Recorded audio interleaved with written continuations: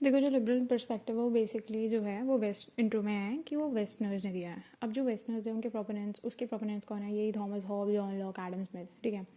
तो ये लोग एक लिबरल पर्सपेक्टिव में बात करते हैं कि ग्लोबलाइजेशन तो खुद ही एक इकोनॉमिक फिनोमेना है जो लिबरल व्यू पॉइंट करता है कि रिस्ट्रिक्शन वगैरह होना चाहिए, ट्रेड बहुत simply free and fair trade होना चाहिए, किसी को कोई रिस्ट्रिक्शन वगैरह होने की ज़रूरत नहीं है, सिंपल अपना काम करो, ठीक है। तो अब जैसे लिबरलिज्म का पर्सपेक्टिव है तो ये ट्रेड को ऑफकोर्स ये बात है प्रोपगेट करता है और कहते हैं कि ट्रेड ज़्यादा होना चाहिए, ठीक है।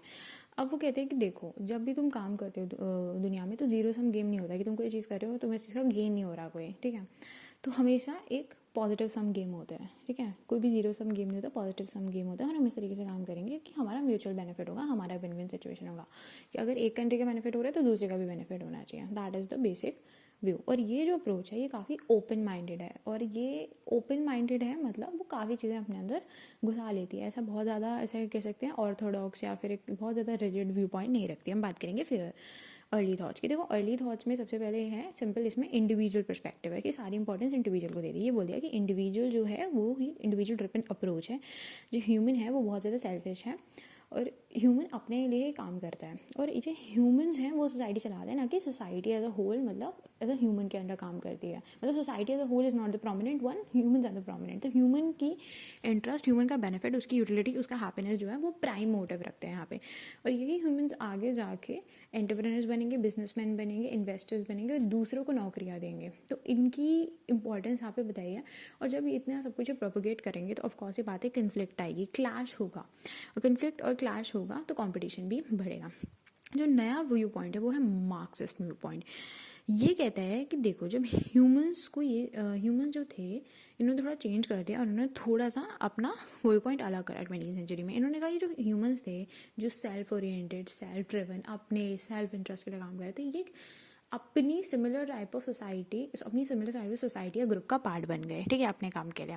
तो इन लोगों ने जब ये पार्ट बन गए तो अपना एक सेल्फ इंटरेस्ट ग्रुप क्रिएट कर लिया। आप जैसे फॉर एग्जांपल कोई भी ग्रुप ले लो, फॉर एग्जांपल रिलीजियस ग्रुप हो गया जो कह रहे हैं कि ब्राह्मणिज्म प्रोपोगेट करना है, कोई जैनिस्ट हो गया, या कोई पॉलिटिकल पार्टी हो गई, दैट इज कोई political party liberal view point की है, कोई रेडिकल व्यू पॉइंट की है, कोई राइटिस्ट है, कोई लेफ्टिस्ट है, ट्रेड यूनियन हो गए, लेबर यूनियन हो गए, ठीक है।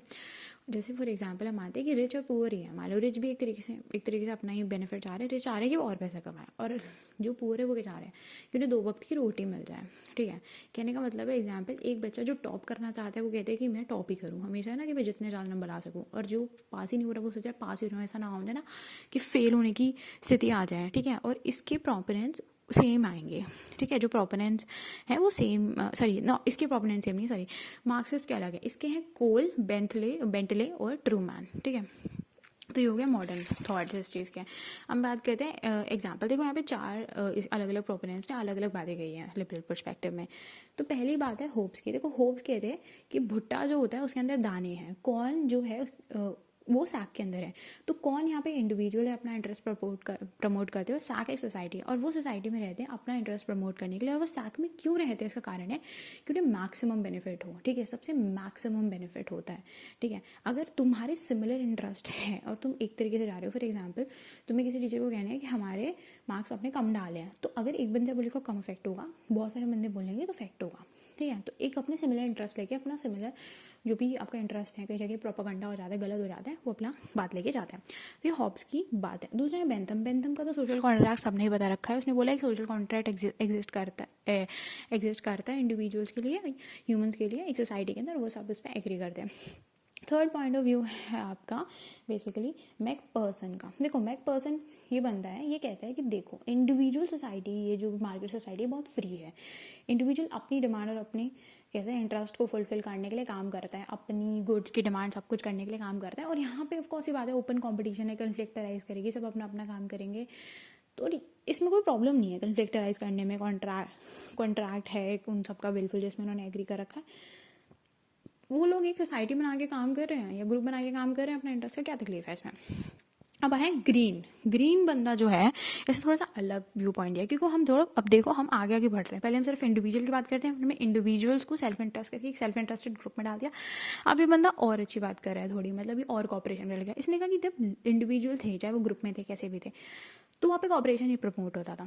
कॉपरेशन नहीं होता था तो क्या होता था, वो आपस में कुत्ते की तरह लड़ते रहते थे, उस चक्कर में बेनिफिट नहीं मिलता था, क्योंकि अगर आप कॉपरेशन नहीं करोगे, कन्फ्लिक्ट करोगे, डिस्प्यूट या फाइट करोगे, किसी को मदद नहीं मिलने वाली, किसी का भी भला नहीं होगा, सब लड़ते रहेंगे ना एक तरीके से, ठीक है। तो म्यूचुअल बेनिफिट नहीं था किसी का भी, तो म्यूचुअल बेनिफिट करने के लिए उसने बोला कि हमने एक सोसाइटी बना दी, और ये society cooperative interest, mutual benefit और एक बेटर एक्शन की तलाश में काम करती है, और आइडियाज़ और एक्सचेंज करती है कि किस तरीके से सबसे ज़्यादा लोगों का भला हो सकता है। यहाँ पे मैक्सिमम बेनिफिट की जगह एक नया मतलब रूल है कि जितने ज़्यादा लोगों का भला हो, मैक्सिमम बेनिफिट एक बंदे का नहीं, ठीक है। जैसे कि गांधी जी कहते थे कि मासेस के लिए प्रोड्यूस करना है, मास में नहीं प्रोड्यूस करना, बहुत ज़्यादा नहीं बनाना, सबको मिल जाए ऐसा करना है। तो ये एक नया व्यू पॉइंट है, और इसके सपोर्टर्स हैं आपके क्या कहते हैं, मार्क्स वेबर और क्या कहते हैं दूसरा कार्ल मेहमन। अब मैं पॉलिटिक्स की इंपॉर्टेंस, इन्होंने कहा देखो अगर पॉलिटिक्स नहीं होगी तो क्या होगा, दिमाग में लगाओ, इसमें सोचने की बात नहीं है। लॉ एंड ऑर्डर नहीं होगा, एडमिनिस्ट्रेशन नहीं होगा, इकोनॉमी नहीं होगी, फ्री मार्केट प्लेस नहीं होगा, ठीक है, कुछ भी नहीं होने वाला। अब होगा क्या क्या, कन्फ्लिक्ट होगी, डिस्प्यूट होगी, फाइट होगी, और हारमनी चली जाएगी उस टाइम पे, स्टेबलाइजेशन या शांति, पीस, प्रॉस्पेरिटी चली जाएगी। तो ये पॉलिटिक्स जो है ये रूल्स रेगुलेशंस लेके आए, बढ़िया है। Rules regulation, contract, law and order, constitution, ये लॉन्ग टर्म में बहुत बेनिफिट है। क्यों? क्योंकि अगर कोई पॉलिटिकल इंस्टीट्यूशन जो है स्ट्रांग है, वो काम करता है, तो वो डिसिप्लिन के साथ काम करता है, उस वहाँ पे क्यूज कम होते हैं, वो लोग डिस्प्यूट रिजोल्यूशन मैकेनिज्म पे काम करते हैं, सबकी बात सुनते हैं, ठीक है, और कह सकते हैं वो लॉन्ग टर्म में बेनिफिट होता है। और यहाँ पे ये जो भी ये काम करता है ना, ये एक अल्टीमेट सोल्यूशन है, बहुत अच्छा टूल है टैकल करने के लिए, और इससे कंसिलिएशन आएगा, और कंसिलिएशन आना इज़ वेरी नाइस। तो यहाँ पे हर इंसान को बेनिफिट होगा, जब वो सुनेंगे आपकी बात, तो स्टेक होल्डर्स में हर इंसान को बेनिफिट होने वाला है। अब यहाँ पे एग्जांपल दे दिया जैसे आपका कि एक गेम खेल रहे हो तुम, अगर तुम्हें पता ही नहीं है कि रूल्स क्या है, रेगुलेशन क्या है, बाउंड्रीज क्या है, कि मान लो तुम खेल रहे हो, तुम बाहर पैर रख रहे हो, जैसे हम कुछ भी खेलते हैं, होता है ना कबड्डी में बाउंड्री समथिंग, तो सब में होती है, तो वो सही नहीं है, बाउंड्रीज नहीं है, तो आप डिसाइड कैसे करोगे कौन जीत रहा है। तो अब यहाँ पे 4 टाइप की कन्फ्लिक्ट एग्जिस्ट करती है, इंडिविजुअल टू इंडिविजुअल, इसकी एक लाइन लिख देना कि इंडिविजुअल के बीच में इंडिविजुअल की कन्फ्लिक्ट होती है, एक लाइन ऐसे बस अंदर लाइन में भी लिख सकते हो। सोसाइटी एक ग्रुप की ग्रुप से होती है, इंडिविजुअल की ग्रुप से होती है, और एक होती है डिपेंडेंसी। डिपेंडेंसी का मतलब है कि स्टेट डिपेंडेंस बढ़ रही है एक दूसरे के